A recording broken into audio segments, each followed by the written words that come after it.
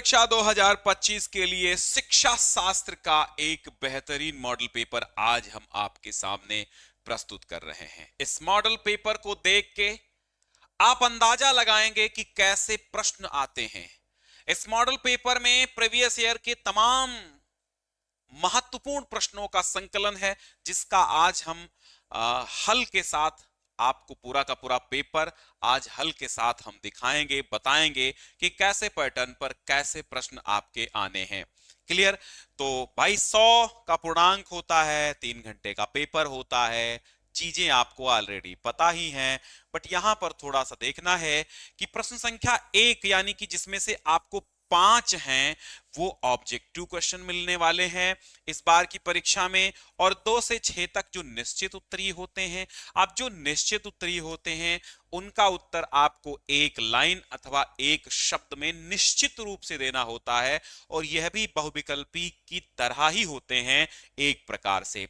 प्रश्न संख्या 7 से 12 तक अति लघु उत्तरीय प्रश्न होते हैं, जिनके उत्तर आपको महज 20 से 25-30 वर्ड्स में देने होते हैं, और 25 शब्दों में कहा गया। प्रश्न 13 से 18 तक लघु उत्तरीय हैं और इनका उत्तर आपको 50 शब्दों में देना है। 19 से 21 तक जो आपके होंगे विस्तृत उत्तरीय, जिनका उत्तर आपको 250 शब्दों में लिखना होता है। 250 शब्दों में मतलब 2 से 3 पेज में। एक पेज में हम 100 शब्द अगर मान के चलें तो 2 से 3 पेज में अपने 250 शब्द आ जाएंगे।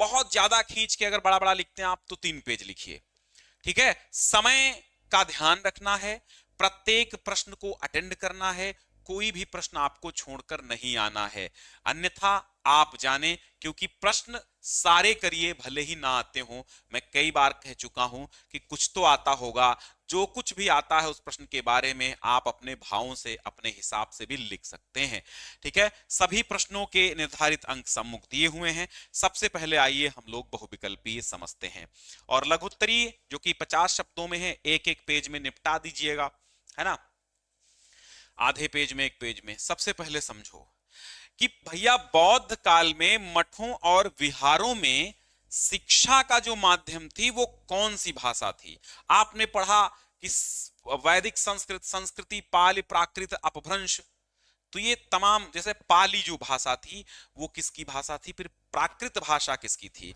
तो पाली भाषा जो थी यहां पर, ये आपकी थी, किसकी भाषा थी, पाली जो थी वो बौद्ध काल में, यानी बौद्ध धर्म की एक प्रकार से भाषा, बौद्ध ग्रंथों की भाषा हम पाली कह सकते हैं। बुद्धम शरणम गच्छामि, है ना, पाली, प्राकृत, अपभ्रंश।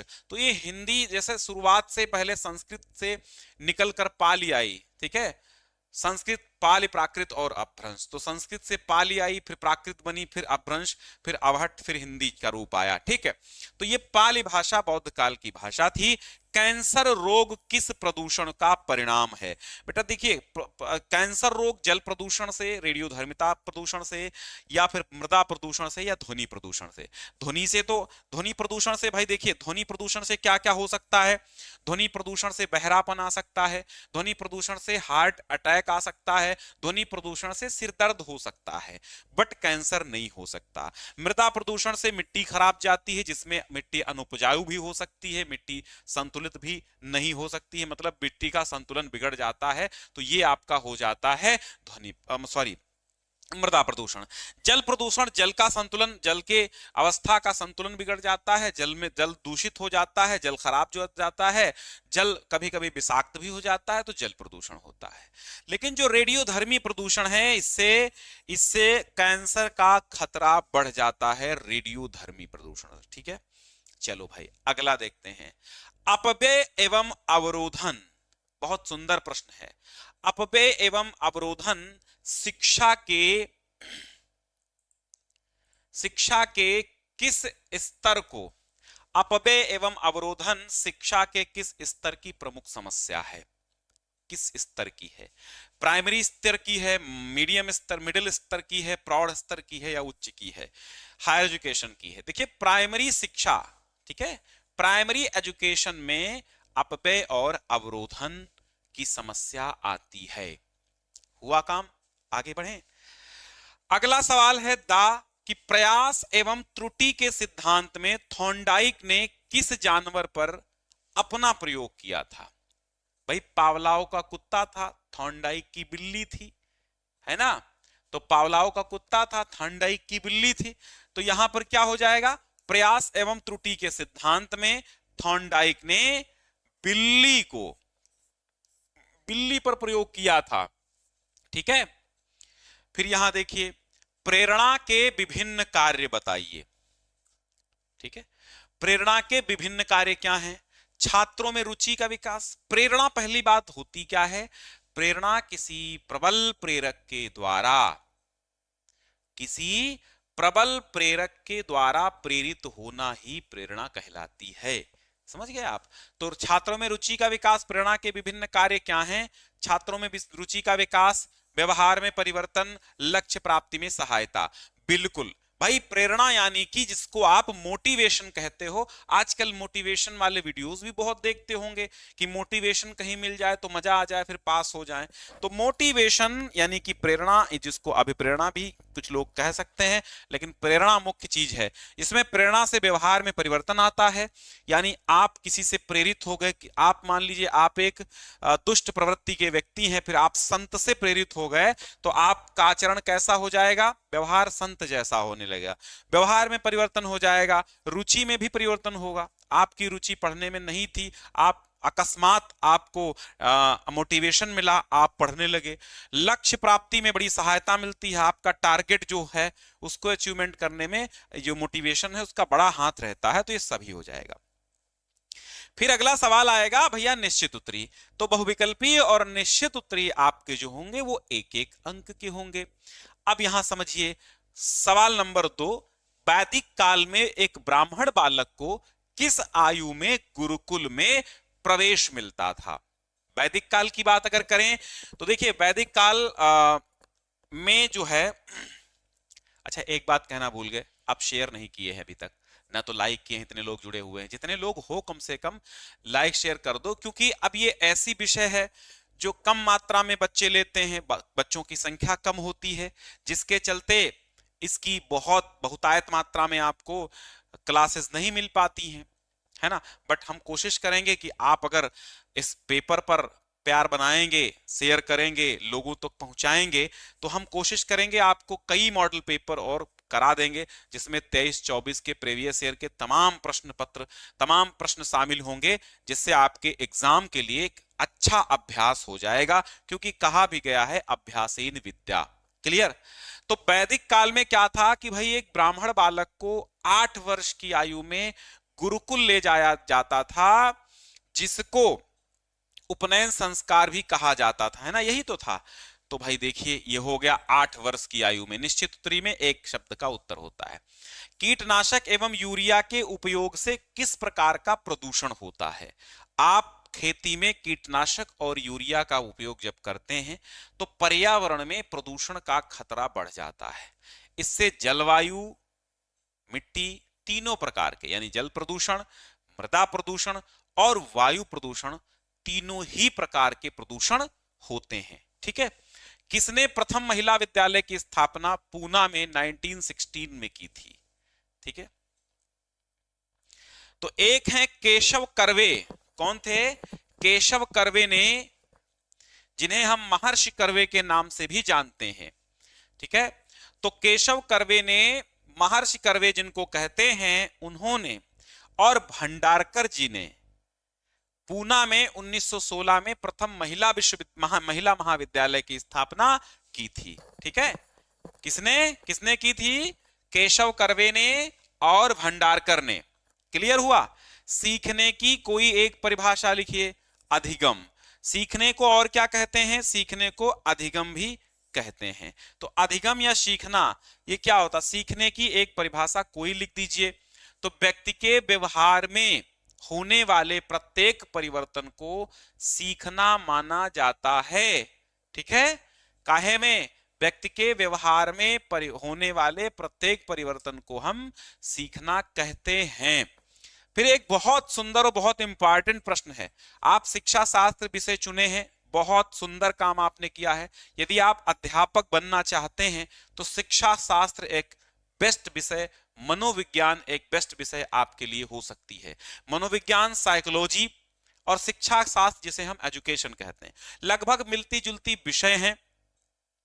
आप अच्छे अध्यापक बन सकते हैं। इन विषयों के चुनाव के बाद आप अच्छे तरीके से सब बच्चों को पढ़ा सकते हैं, उनका मनोविज्ञान समझ सकते हैं, पढ़ाने के तरीकों को आप जान सकते हैं। यही है शिक्षा शास्त्र, कि शिक्षा हमारी कहाँ थी, शिक्षा में सुधार कहाँ होना चाहिए, बच्चों को कैसे सिखाया जाए, बच्चों को सीखने सिखाने की प्रक्रिया क्या है, अधिगम क्या होते हैं, बच्चे सीखने के सिद्धांत जितने हैं, तमाम मनोवैज्ञानिकों के अनुसार, तमाम विद्वानों ने जो सिद्धांत दिए हैं कि अधिगम के तमाम सिद्धांत हैं कि बच्चा सीखता है तो कैसे सीखता है, बच्चे की हमको मानसिक बुद्धि आईक्यू टेस्ट कैसे करना है। तो यहां पर जो सवाल आपका है बुद्धि लब्धि, इसको कहते हैं बुद्धि परीक्षण का सूत्र या बुद्धि लब्धि का सूत्र, आईक्यू लेवल का सूत्र, ठीक है।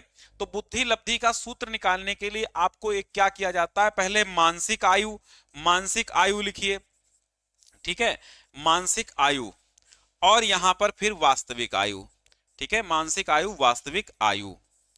जब मानसिक आयु और वास्तविक आयु में गुणा करेंगे 100 का, तो बुद्धि लब्धि आपकी निकल आएगी। कितनी बुद्धि लब्धि है, यानी आईक्यू कितनी है। जैसे सपोज दैट मानसिक आयु किसी बच्चे की 36 है और वास्तविक आयु किसी बच्चे की 12 वर्ष है, तो यहां पर हमारा जो इसका निकल के, अभी ऐसे सवाल बना के भी पूछ सकता है कि इस बच्चे की बुद्धि लब्धि क्या होगी। एक बच्चे की मानसिक आयु 36 है और उसकी वास्तविक आयु 12 वर्ष है, तो उसकी बुद्धि लब्धि कितनी होगी, तो 12 तिया 36, तो अब बचा कितना, 300 होगी। उसकी बुद्धि लब्धि कितनी होगी, 300 होगी। तो इस तरह से भी आप निकाल सकते हैं इसका सूत्र। सवाल भी पूछ लेता है कभी कभी, ठीक है, बट वो समझते होंगे तो वो भी कर देंगे। अब बहुत सुंदर सा प्रश्न है, अतिलघु उत्तरीय प्रश्न यहां पर आया है।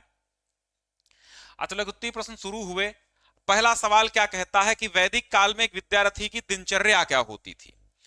देखो, वैदिक काल जो था भारतीय शिक्षा व्यवस्था के अंतर्गत जो था, वैदिक काल में भारतीय शिक्षा के व्यवस्था के अंतर्गत प्रत्येक छात्र के लिए आवश्यक कुछ कार्य दिए जाते थे।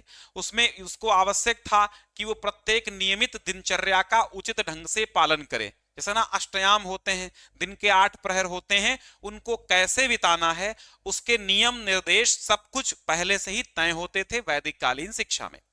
कि प्रत्येक छात्र को क्या करना है, सूर्योदय से पहले उठना है, ब्रह्म मुहूर्त में उठना है, ब्राह्मे मुहूर्ते बुद्धे धर्मार्थ चानुचिंतयेत, ठीक है, काय क्लेशान तद दोषान, ठीक है, मतलब ब्रह्म मुहूर्त में उठना चाहिए, मनुस्मृति के अनुसार चलता था, तो ब्रह्म मुहूर्त में उठना चाहिए। और विद्यार्थी के लिए बहुत आवश्यक है कि वो सूर्योदय से पहले जरूर जाग जाए।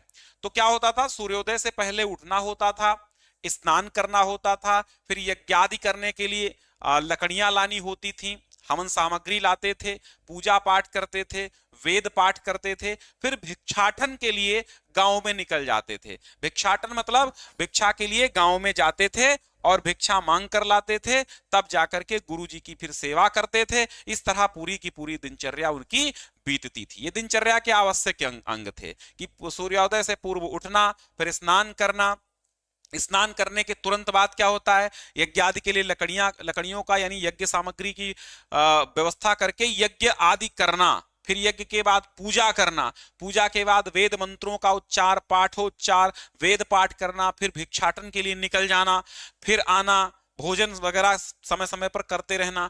जब भी दिनचर्या में भोजन जब भी होता था वो करना होता था, भिक्षाटन के बाद भोजन करते ही थे, इसके बाद गुरु की सेवा करते हुए दिन व्यतीत होता था, यही दिनचर्या थी।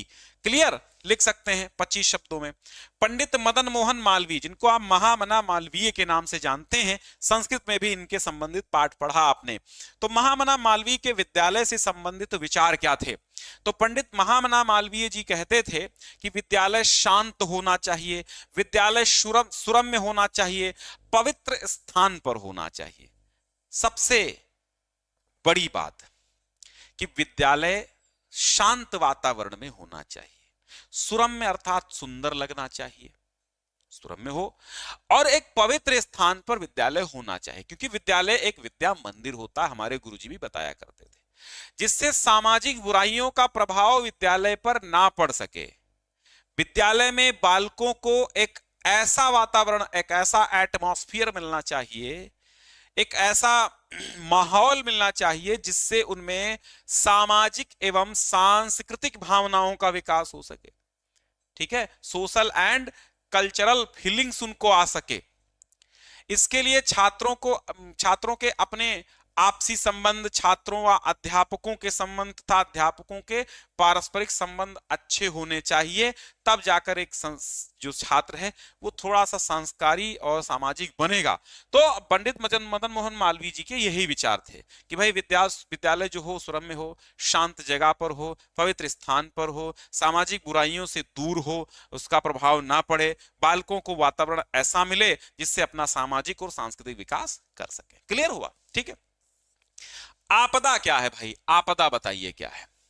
तो आपदा का अर्थ क्या है? गंभीर ऐसी प्राकृतिक घटनाएं जिनके प्रभाव से हमें गंभीर हानि पहुंचती है। ठीक है, ऐसी प्राकृतिक घटनाएं जिनके प्रभाव से हमारे सामाजिक ढांचा में विभिन्न व्यवस्थाओं को गंभीर क्षति, गंभीर हानि पहुंचती है, उन्हें हम प्राकृतिक आपदाएं कहते हैं। इसमें मनुष्यों और अन्य जीव जंतुओं का जीवन भी समाप्त हो जाता है तथा प्रत्येक प्रकार की संपत्ति को भी नुकसान होता है। यही आपदाएं हैं। मुख्य प्राकृतिक आपदाओं की अगर हम बात करें, भूकंप है, ज्वालामुखी का विस्फोट है, सुनामी है, बादल का फटना है, चक्रवात है, तूफान है, बाढ़ है, सूखा है, हिम है, आंधी है, ये सब क्या है? ये आपदाएं हैं। कुछ आपदाएं मानव निर्मित होती हैं, कुछ आपदाएं प्राकृतिक आपदाएं होती हैं। मानव निर्मित आपदाओं में जैसे परमाणु बम का हमला, मिसाइल से हमला, गोले बम बारूद से हमला, है ना, डायनामाइट का विस्फोट, तो कुल मिला के ये सब मानव निर्मित हैं। जबकि भूकंप, बाढ़, सूखा ये सब प्राकृतिक हैं, बादलों का फटना। ठीक है, तो आप लिखेंगे आपदा एक ऐसी स्थिति, ऐसी घटना को कहा जाता है जिससे हमारे और हमारे सामाजिक ढांचे पर एक बहुत बड़ी गंभीर हानि पहुंचती है, उसे हम आपदा कहते हैं। आपदाएं दो प्रकार की होती हैं, एक तो प्राकृतिक आपदाएं और दूसरी मानव निर्मित आपदाएं। आतंकवाद की आपदा अगर आ जाए, आतंकवादी हमले हो जाएं, तो ये मानव निर्मित आपदा है। हाँ, और अगर कहीं बादल फट जाए, भूकंप आ जाए, सुनामी आ जाए, तो ये प्राकृतिक आपदा है। क्लियर हुआ? सीखने के सूझ अथवा अंतर्दृष्टि के सिद्धांत की संक्षेप में व्याख्या कीजिए। बड़ा ही सुंदर सवाल है, बड़ा ही सुंदर सवाल है। सूझ अथवा अंतर्दृष्टि के सिद्धांत की व्याख्या करनी है। अच्छा, देखा जाए तो व्यक्ति जन्म से लेकर मृत्यु तक सीखता ही रहता है। सीखते सीखते, सीखना एक ऐसी प्रक्रिया है जो कभी समाप्त ही नहीं होती है। अब एक बात हम आपको समझाते हैं। सवाल क्या है? सीखने के सूझ अथवा अंतर्दृष्टि सिद्धांत। इस सिद्धांत को हम गेस्टाल्टवादी सिद्धांत भी कहते हैं। ठीक है, तो व्यक्ति कुछ कार्यों को करके सीखता है, कुछ कार्यों को दूसरों को करते देखकर सीखता है। दोनों बातें हैं ना। कुछ खुद करके सीखता है। अब जैसे मैं पढ़ा रहा हूं तो मैं पढ़ा के सीख रहा हूं, आपको सिखाते सिखाते भी सीख रहा हूं। और कुछ होता है दूसरों को करते देखकर सीखता है। अब आप हमको पढ़ाते देख रहे हैं तो भी आप सीख रहे हैं कि पढ़ाया कैसे जाता है, कैसे आपके सामने प्रश्नों के उत्तर प्रस्तुत किए जाते हैं, कैसे बताए जाते हैं ना। परंतु कुछ कार्य ऐसे होते हैं जो हम बिना बताए अपने आप सीख जाते हैं। हमने क्या समझाया आपको? मनुष्य कुछ कार्यों को करके सीखता है, कुछ देखकर सीखता है, बट कुछ ऐसे कार्य होते हैं जो अपने आप ही सीख जाता है। और ऐसे ही सीखने को सूझ अथवा अंतर्दृष्टि कहा जाता है। इसी को सूझ द्वारा सीखना कहा जाता है।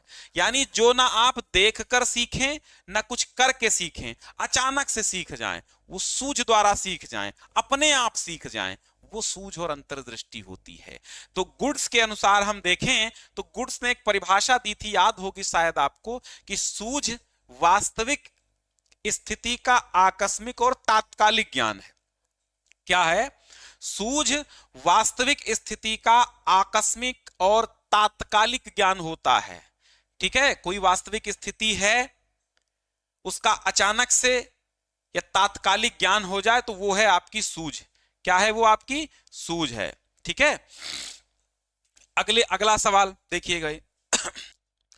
ठीक, अब देखिए, ये जो शिक्षा शास्त्र है, समाज शास्त्र है, मनोविज्ञान है, ये ऐसी इतिहास है, ये ऐसे विषय हैं जिनमें लिखना होता है अच्छे तरीके से, थोड़ा सा डिटेल में।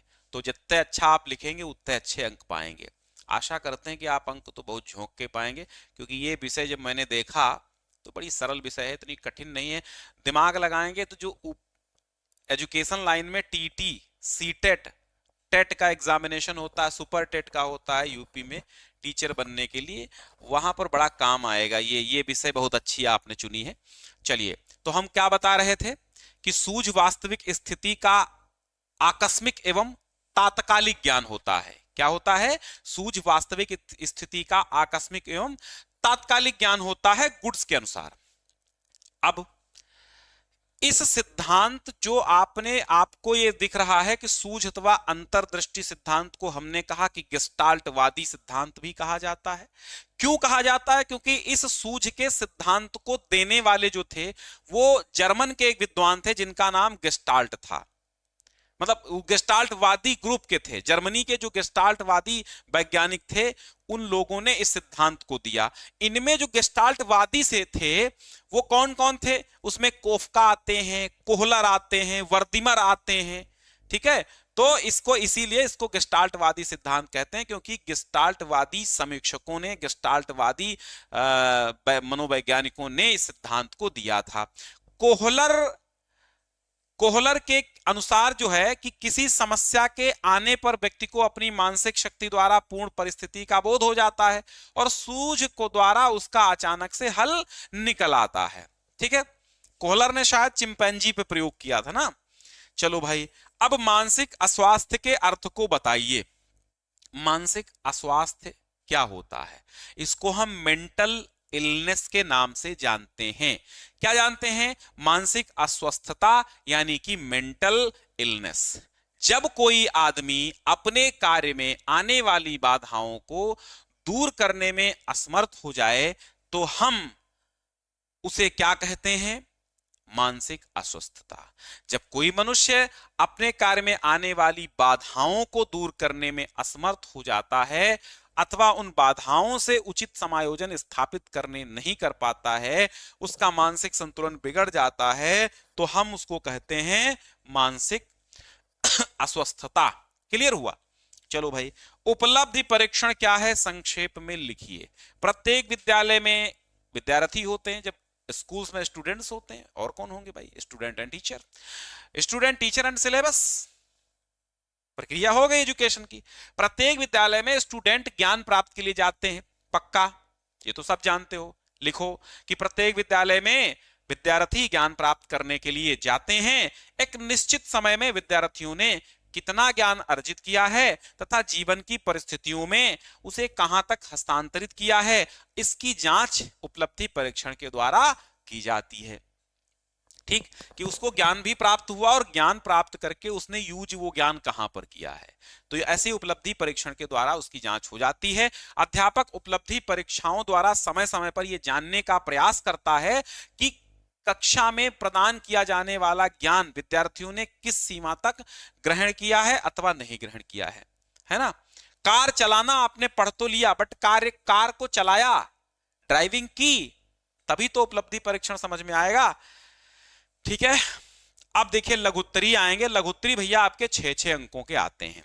ठीक है, लघुत्तरी जो आएंगे वो 6-6 अंकों के आएंगे और ये 4-4 अंकों के अतिलघुत्तरी आएंगे। इनको समझो भाई। बौद्ध कालीन शिक्षा की विशेषताएं बताना है आपको। देखिए, बौद्ध काल एक बहुत ही सुंदर काल था, ये कह सकते हैं। ठीक है, हाँ। बौद्ध काल शिक्षा की विशेषताएं क्या हो सकती हैं? समन्वित शिक्षा थी, धार्मिक भावना का विकास करने वाली शिक्षा थी, वैयक्तिक और सामाजिक विकास, बौद्ध धर्म की बौद्ध काल की शिक्षा में वैयक्तिक और सामाजिक विकास होता था। एक व्यापक शिक्षा थी बौद्ध काल की, राष्ट्रीय और अंतरराष्ट्रीय दृष्टिकोणों का विकास होता था बौद्ध काल की शिक्षा से। सामान्य शिक्षा, तकनीकी शिक्षा और धार्मिक शिक्षा का मिलाजुला रूप था, यानी उसमें सामान्य शिक्षा भी दी जाती थी, धार्मिक शिक्षा भी दी जाती थी, और आपको तकनीकी शिक्षा भी दी जाती थी। ठीक है, और जनसाधारण की जो भाषा थी वही शिक्षा का माध्यम थी। शिक्षा का एक प्रकार से व्यवस्थित ढंग की शिक्षा थी, यानी कि शिक्षा का व्यवस्थीकरण था। क्लियर? फिर अगला सवाल क्या है? भारत में शैक्षिक स्तर को उन्नत करने के किन्हीं 6 उपायों को लिखिए। ठीक, उन्नत करना मतलब होता है ऊंचा करना। कितने उपाय लिखने? 6 उपायों को यहां पर 6 अंक मिलेंगे। तो भारत में शैक्षिक स्तर को उन्नत करने के 6 उपाय निम्नलिखित हैं, ऐसा लिखेंगे, फिर डैश लगाएंगे, लिखेंगे कि उचित शिक्षण पद्धति एवं योग्य शिक्षा प्रदान करके। अब ये हेडिंग भी आप बना सकते हैं और इस बारे में आप पॉइंट आउट करके 1 2 3 4 5 6 ऐसे भी लिख सकते हैं। 6 अंकों का है तो 6 अंक, 6 लाइनें, 6 3 18 20 लाइनें तो आप लिखेंगे इसमें, है ना, कि भारत में शैक्षिक स्तर को सुधारने के लिए क्या करना चाहिए, उन्नत करने के लिए क्या चाहिए। पहला उपाय क्या करेंगे? एक तो उचित शिक्षण पद्धतियों का प्रयोग किया जाए, योग्य शिक्षा दी जाए, और दूसरे नंबर पे आता है कि उचित वेतन और उचित सुविधाएं अध्यापकों को दी जाएं। जब अध्यापकों को उचित वेतन मिलेगा, अध्यापकों को उचित सुविधाएं दी जाएंगी। ये नहीं है कि बिहार का शिक्षक यूपी में, यूपी का शिक्षक बिहार में, बिहार का मध्य प्रदेश में, मध्य प्रदेश का जालौन में। इस तरह नहीं होगा। शैक्षिक स्तर तभी अच्छा होता है जब शिक्षक को नजदीक का विद्यालय दिया जाए। नजदीक के विद्यालय में शिक्षक जाएगा, पास के विद्यालय में उसको जाने आने में थकावट नहीं होगी, कम समय होगा, डिप्रेशन नहीं होगा। तो उसको उचित सुविधाएं भी दी जाए भाई शिक्षक को एक, और उचित वेतन दिया जाए। तो दूसरा ये लिख देंगे। तीसरा लिख देंगे कि प्रबंध समितियां हैं उनका हस्तक्षेप न हो, है ना। जैसे ना मैनेजमेंट का हस्तक्षेप, जब प्रिंसिपल के ऑफिस में मैनेजर बैठते हैं तो मामला बिगड़ जाता है। मैनेजमेंट कहता नहीं इस हिसाब से चलो, शिक्षक कहते हैं नहीं इस हिसाब से हमको पढ़ाना है।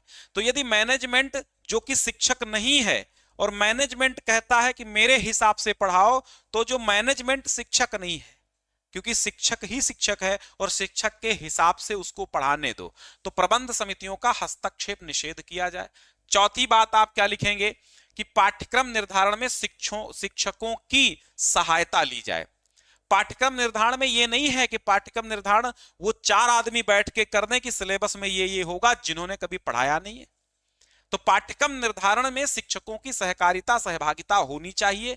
और 5वां लिख देंगे कि भैया कितने हो गए? 5। पांचवा ये होना चाहिए कि दोष मुक्त शिक्षा प्रणाली हो, दोष मुक्त परीक्षा प्रणाली हो, है ना।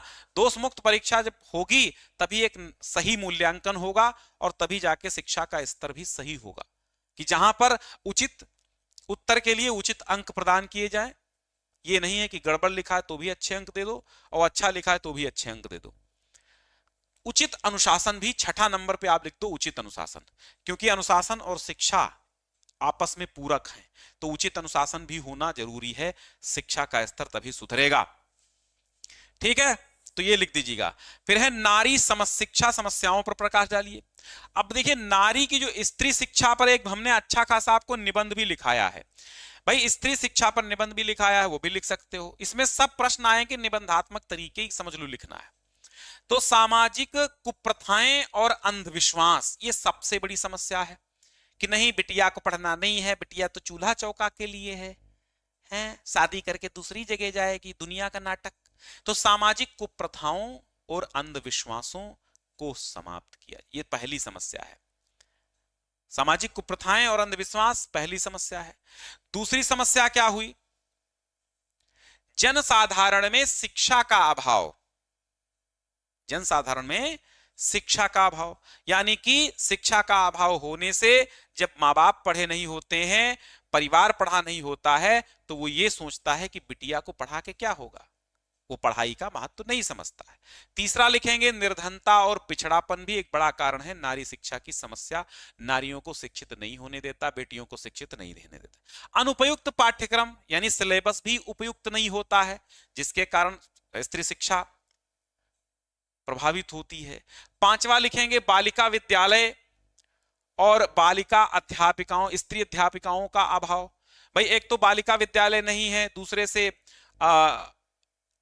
वहां पर स्त्री अध्यापिकाएं नहीं है, महिला अध्यापिकाएं नहीं है, ये भी एक है। और कुछ लिख देना, पांचवी छठी, सरकार की उदासीनता भी एक बड़ा कारण भी हो सकती है। सरकार अगर कदम उठाएगी तो नारी शिक्षा सुदृढ़ होगी। तो ये समस्याएं हैं। आगे समझिए 16वां। अरे भाई चैट करते रहो, समझ में आ रहा है? जी सर, यस सर करते रहो। हैं बचपन में जब पिताजी कहानियां सुनाया करते थे, या फिर आसपास के बूढ़े दादाजी, दादी जी, नानी जी, नाना जी कहानियां सुनाया करते थे, कहते थे भाई हुकारी भरिए, हुकारी नहीं भरेंगे तो हम ना सुनाई, हुकारी भरो, हाँ हाँ करत रहो। ऐसे ना सुनाई बा, हुकारी जरूर भरो, हाँ हाँ करत रहो। हाँ तो एक रहा राजा, हाँ, खाइन रहे खाजा, हाँ, उनके दो लड़का रहे, हाँ। तो हाँ हाँ जब करते जाते थे तो उनको लगता था कि श्रोता जागरूक है, सुन रहा है। तो सुन रहा है तो सुना रहे हैं। फिर देखते थे कि पोता सो गया है, सो गवा, ठीक, कूदत कूदत थक जाते, सो जाते। ऐसा दादा नाना नानी नाना कहते थे ना। तो हाँ हाँ यस सर समझ में आ रहा है, ऐसा चैट बॉक्स में लिखो। आपस में कुछ लिखने से नहीं होगा। वो उनका आईडी उनकी ले लिया, उन्होंने वो आईडी मांग रहे, वो उनको आईडी मांग रहे, कोई किसी को गाली दे रहा, कोई किसी को समझा रहा, ये सब चैट बॉक्स। इसीलिए मुझे चैट बॉक्स खराब लगने लगा है यार, क्या मतलब है। अच्छा, प्रेरणा के लक्षण क्या है, संक्षेप में लिखिए भैया। प्रेरणा में अधिक, प्रेरणा मतलब हमने कहा मोटिवेशन। अब अपने आप से लिख सकते हो प्रेरणा। जब भी आप मोटिवेट होते हो क्या होते हो, दुगना पढ़ते हो। तो प्रेरणा के लक्षण, पहला लक्षण यही है कि अधिक शक्ति का संचालन होता है। क्या होता है? अधिक शक्ति का संचालन होता है प्रेरणा से। परिवर्तनशीलता आती है आप में प्रेरणा से, निरंतरता आती है, चयनता आती है, लक्ष्य प्राप्ति के लिए व्याकुलता आती है, और लक्ष्य प्राप्त व्याकुलता की समाप्ति पर ही होता है। ठीक है, जैसे ही लक्ष्य प्राप्त होता है वैसे ही व्याकुलता समाप्त होती है। तो मोटिवेशन का क्या मतलब है, प्रेरणा का क्या, प्रेरणा मतलब मोटिवेशन। मोटिवेशन तो बहुत जानते हो, अंग्रेजी मोटिवेशन, हिंदी प्रेरणा। प्रेरणा के यही लक्षण हैं कि आप में परिवर्तनशीलता आती, किसी को देख के आप प्रेरित हुए, उसी जैसे बनना चाह रहे हैं। आईएएस को देखा, आईएएस बनना चाह रहे हैं, तो ये परिवर्तनशीलता है। निरंतरता, प्रेरित जितने आप मोटिवेट होते रहेंगे तो आप में निरंतरता रहेगी पढ़ाई में। चयनता, आपका चयन अच्छा होगा, चीजों का चयन जो भी होगा वो अच्छा होगा। और लक्ष्य प्राप्त करने के लिए एक व्याकुलता अंदर से उमड़ती रहेगी, है मुझे 95 लाना है, मुझे 95 लाना है। ये क्या है? ये व्याकुलता है। क्यों है? क्योंकि आप मोटिवेट हैं कि वो लाया था 98 तो मैं क्यों नहीं ला सकता। ये क्या है? यही मोटिवेशन, यही व्याकुलता है कि, और 95 जब तक नहीं आते तब तक आप में वो व्याकुलता पैदा है। तो व्याकुलता की समाप्ति लक्ष्य प्राप्ति पर ही होती है, ये भी एक लक्षण है। इस तरह लिख देना। 17वां सवाल है कि विद्यार्थियों को विभिन्न प्रकार के दंड देने पर प्रकाश डालिए। देखो भैया, दंड आप देखते हैं ना, स्कूलों में आप जाते हैं तो क्या क्या दंड देखते हैं, समझो। अच्छा, स्कूलों में आप गए होंगे तो दंड, अब यहां पर कोई फांसी नहीं दी जाती है दंड, ये दंड का मतलब है विद्यार्थियों को, बच्चों को दंड। तो इसमें दंड कई होते हैं, सरल दंड होते हैं, नंबर 1 सरल दंड, और देखो यहां पर लिख लो, नंबर 1 सरल दंड और नंबर 2 कठिन, कठोर। ठीक है, कठोर दंड। सरल दंड क्या होते हैं? सरल दंड, आपने डांट दिया, क्यों नहीं पढ़ के आए हो, पढ़ना चाहिए तुमको, ये डांटना फटकारना हो गया है। तुमको छुट्टी के बाद रुकना है, ये सरल दंड है। अगर स्कूल नहीं आए तो 5 रुपए प्लांटी लगेगी, ये आर्थिक दंड है। तो डांटना, फटकारना, छुट्टी के बाद रोकना, आर्थिक दंड देना, नैतिक दंड देना, ये सरल दंड है। अच्छा, आप पूछेंगे सर नैतिक दंड क्या होते? दंड भी नैतिक होते हैं? हाँ होते हैं। नैतिक दंड, नैतिक दंड क्या है? नैतिक दंड में नीति के हिसाब से दंड देता है टीचर। कैसे? अपमानित, आ गए वहां से, देखो एको काम नहीं किया है, 4 पेज लिखने थे, एक ही पेज लिख के आए, क्या करोगे? ये अपमानित कर दिया कक्षक सामने, तो अपमानित करना नैतिक दंड है। क्षमा याचना, सॉरी बोलो, क्यों नहीं काम किया, सॉरी बोलो, ये क्षमा याचना हो गई। स्थान परिवर्तन, ए तुम यहां से उठो, वहां बैठो जाके, ये भी एक नैतिक दंड है कि यहां नहीं बैठो, वहां बैठो, अलग बैठो, ये स्थान परिवर्तन कर दो, ये नैतिक दंड है। सुविधाओं से वंचित कर दो, जाओ आज तुमको तुम्हारी कॉपी नहीं मिलेगी, फिर से तुम्हारा काम रह जाएगा, ठीक है, कल से क्लास में तुमको प्रवेश नहीं मिलेगा, प्रवेश निषेध कर दो, ये भी एक है। विद्यालय से निकाल दो, ये भी नैतिक दंड है। अतिरिक्त कार्य दे दो, जाओ तुमको 2 पेज और लिखना, आज 2 काम नहीं का, डबल काम तुमको दे देंगे, ये भी नैतिक दंड है। खेल तथा अन्य सामूहिक कार्यों से वंचित कर दो, ये भी नैतिक दंड है। प्रगति पत्र पर लिख दो, अर्थात प्रगति पत्र जो मार्कशीट आती है उनकी, उस प्रगति पत्र पर लिख दो कि ये अनुशासनहीन है, ये भी एक नैतिक दंड है। शारीरिक दंड और कठोर दंड में आप जानते हैं, छड़ी से मारना, थप्पड़ मारना, घूसे मुक्कों से मारना, ये सब शारीरिक दंड, और उठक बैठक लगवाना, मुर्गा बनाना, है ना, बनाते ना मुर्गा, ये सब कठोर दंड है। तो ये दंड के हैं, चीजें बता दिया मैंने। वृद्धि की किन्हीं 6 विशेषताओं को लिखिए। अच्छा, वृद्धि नहीं भाई, बुद्धि है, देखो बुद्धि है, ये वृद्धि नहीं है, बुद्धि है। क्या है? बुद्धि है। वृद्धि होता तो अलग बात हो जाती है, और बुद्धि हो, वृद्धि है ही नहीं, टॉपिक ही शायद नहीं है आपके उसमें, बुद्धि इसको लिख लो। बुद्धि की 6 विशेषताएं, 6 विशेषताएं 6 अंकों में। अच्छा, बुद्धि जन्मजात होती है, पहली विशेषता क्या होती है? बुद्धि होती है जन्मजात, ठीक है, बुद्धि जन्मजात होती है, क्लियर।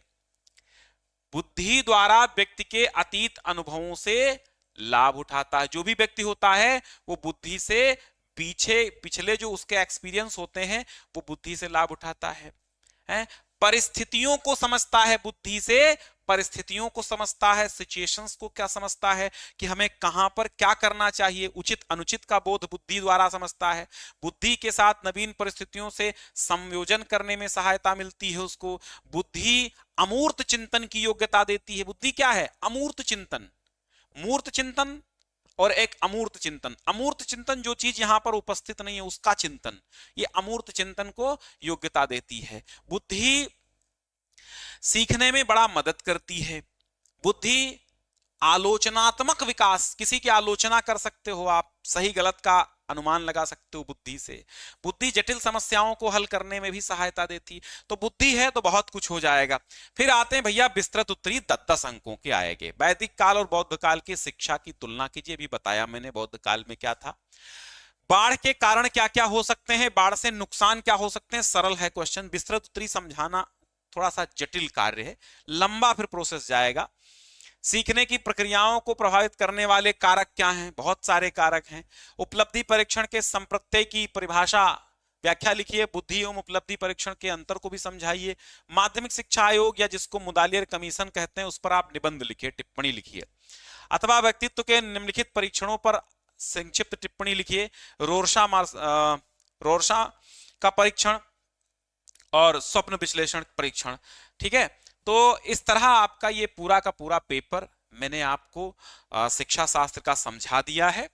और अब हम चाहेंगे कि थोड़ा सा भैया आप लोग इसको शेयर कर दीजिए। और बड़े बड़े प्रश्नों जो इसमें हैं, ये सारे के सारे प्रश्न ऐसे हैं जो बार बार आए हुए हैं, जिनकी जरूरत है आपको, जिनको आपको समझना है। तो इन सारे के सारे प्रश्नों को तैयार करिए। कुछ न तैयार करिए तो सिर्फ और सिर्फ हेडिंग्स तैयार कर लीजिए, जैसा मैंने आपको समझाया है शॉर्टकट में हेडिंग्स के माध्यम से। केवल हेडिंग्स आप तैयार कर लीजिए तो ये जानिए कि आप पूरा तैयार कर चुके हैं, पूरा आपको याद हो जाएगा। क्लियर? चलिए, बहुत बहुत शुक्रिया। और ये देखिए पूरा पेपर आपको modelpaper.info वेबसाइट पर आपको मिल जाएगा, जहां पर जाकर के आप डाउनलोड कर सकते हैं।